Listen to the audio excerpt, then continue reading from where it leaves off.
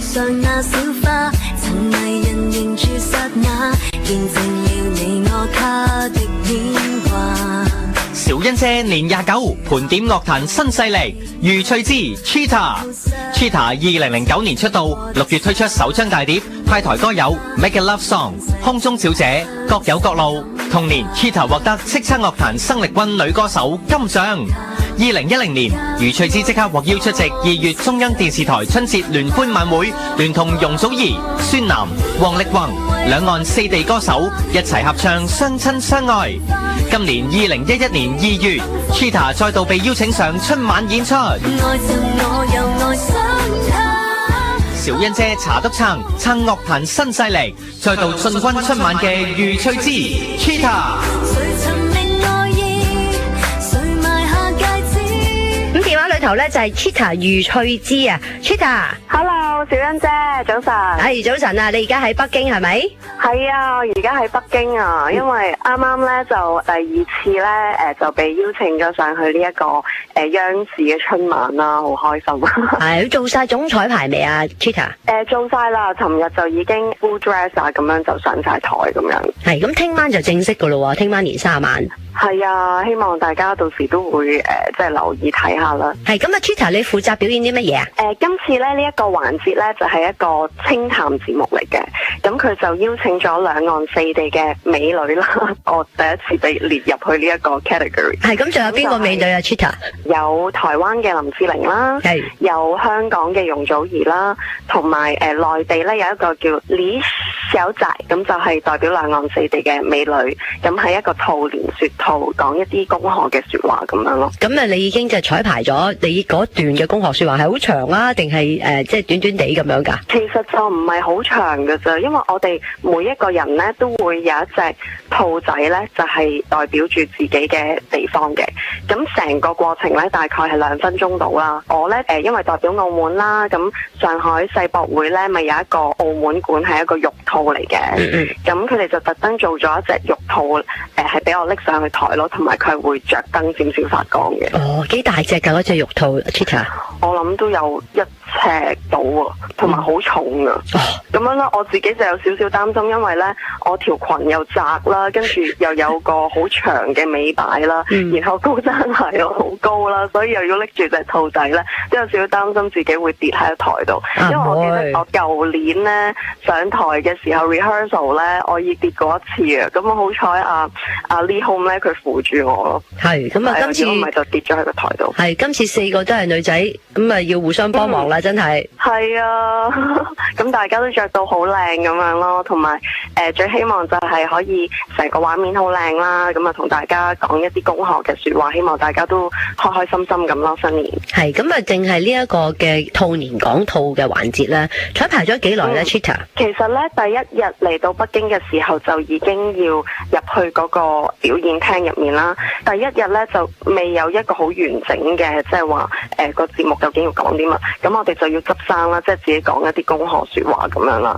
咁好彩咧，我就即係自己有一個教國語嘅 Miss 咧，咁我一早已經打電話去問定做功課，咁佢教咗我一啲説話，咁我就喺個台上面講咗。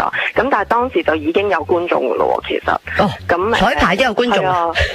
彩排都有觀眾噶咯，好驚啊！所以咁跟住然後就休息咗1日啦，跟住尋日就 full dress 總彩排咁樣咯。係咁啊，過程順唔順利咧？今年喺呢個彩排嘅過程 Cheetah？過程好順利啊，真係好似現場 live 一樣噶啦。喂，你講嗰幾句嚟聽下。阿司儀就會即係話呢個係代表澳門嘅余翠芝啊，咁就同我哋講幾句恭賀嘅説話啦。咁我就會話 Hello， 大家好啊，我係余翠芝啊。咁我今次呢，就為大家帶嚟咗呢一個上海世博會澳門館嘅一個宮燈兔啦。咁喺呢一度呢，就祝大家2011年吉星高照，係啦。咁但係呢，到時真係演出嘅時候呢，余翠芝呢就要講普通話嘅。係啦。咁你幾時知道自己會再被邀請上春晚㗎 Cheetah？ 其實係年中到啦，年中到我收到電話嘅。咁啊緊唔緊張啊？好緊張同埋好開心咯，因為我知道能夠上到春晚係一件好大件事啦，因為有真係10幾億嘅朋友，世界各地嘅朋友都會睇到啦。你彩排咗啦，你就話咁有冇見到其他嘅香港藝人啊？有我嚟嘅時候呢，就同阿古 Sir 同一班機啦。古巨基係啦，第一個見到嘅就係佢啦。咁跟住然後有 Joey 啦，跟住有周杰倫啦，有林志玲啦，有方大同啦，蕭敬騰啦咁樣咯。係咁喺呢個總彩排嘅過程裏邊，你有冇睇埋人哋嗰啲彩排啊 Cheetah？ 因為呢，我哋係 rehearsal 嘅時候先可以入去嗰個表演廳嘅，佢係好嚴格嘅。咁就入到去嘅時候呢，就見到 Jay Chou 嘅表演咯。周杰倫係 before 我哋嘅。咁冇啊，佢唱咗一首歌咁樣，然之後大家即係都氣氛好好啊，同埋呢，我哋台下面呢都會有好多 dancers 啊咁樣咯。咁啊，大家都會好熱鬧咁樣走過嚟同我哋一齊影相啊咁樣咯。係咁，你同其他嘅 artist 咧，譬如祖兒啊、古巨基啊、周杰倫啊、林志玲啊，佢哋有冇傾偈啊？我哋喺後台有傾偈嘅，即係譬如我哋又要對台詞啦。咁特別就係譬如我同埋 Joey 咧，就係用同一個包裝，我哋會傾偈傾得比較多咯。同埋我今年因為我啱啱舊年書展出咗一本作品啦，咁所以我都送咗我嘅最新嘅作品俾佢哋咁樣。做緊一個手信咁係嘛？係啊，作為一個新年禮物咁，因為我本書係講夢想嘅，咁啊希望佢哋都會 dreams come true 咁樣咯。好有心思啊！咁啊 Cheetah 今年呢就話春晚呢就要年輕化，咁你喺度睇晒總彩排又見咗啲 artist， 你有冇咁嘅感覺啊？都有嘅，因為今年都請咗一啲比較年輕嘅歌手啊，例如我頭先講嘅方大同啊，同埋蕭敬騰啊咁樣咯。咁我相信今年嘅節目都會好睇嘅。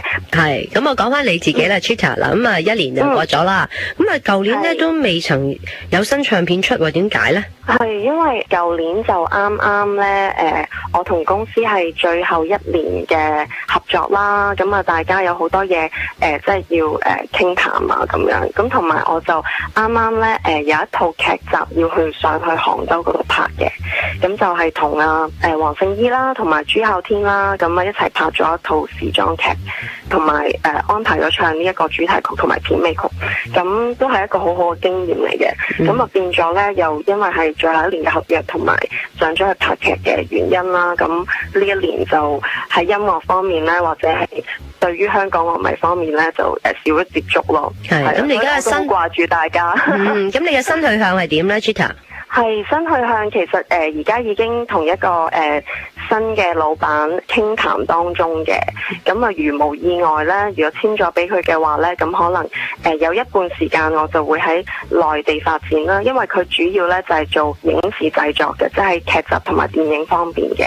但係因為我自己始終都係最中意音樂啦，咁我都同老闆講呢話我想繼續即係出唱片做自己音樂，咁老闆都好支持嘅，咁就話好啊，咁我支持你，你繼續可能有半年你可以翻香港就做宣傳啊、出唱片啊，咁繼續同香港嘅樂迷呢有一個分享咁樣咯。咁所以我自己好開心啊！喺呢一個咁即係你知而家音樂嘅市道好低啦，即係要有一個老闆去投資，其實都係好難嘅。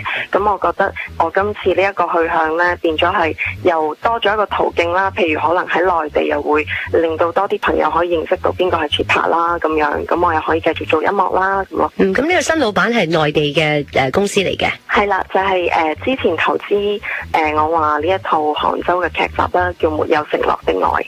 咁就係呢一個老闆會同我傾一啲合約啦。咁其實嗰個劇集呢都投資咗好龐大啊！佢投資咗2000萬啦。